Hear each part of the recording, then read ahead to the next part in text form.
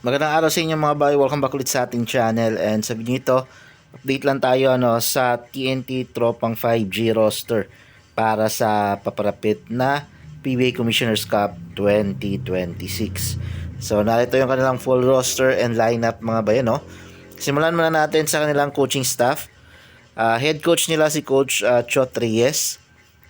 Assistant coach nila si Josh Reyes, yung anak ni Coach Chot.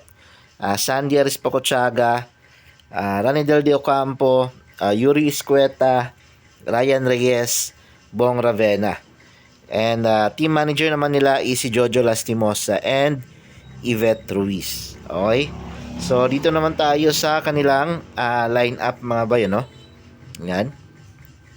So number 0, Simon Inciso. Number 2, Tyrus Hill.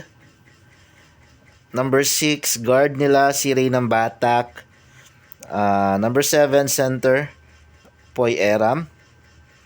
Number 8, Calvin Oftana, forward. Number 9, Paul Varilla. So, I think IN is meaning inactive. Yan. Tapos, forward number 12, Glenn Cobuntin. Yan. Forward number 14, Mike Nieto. Guard Jordan Heading. Ayan. Guard and forward number 16 Roger Pugoy.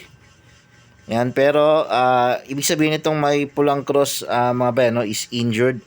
Okay, and then guard naman number 17 Jason Castro. Okay, so injured din siya. Center forward Kelly Williams number 21. Guard number 26, Almon Busotros, inactive. Okay. Guard number 28, Gio Halalon. Ayan. Forward center, Henry Galinato. Guard forward number 35, Kim Aurin.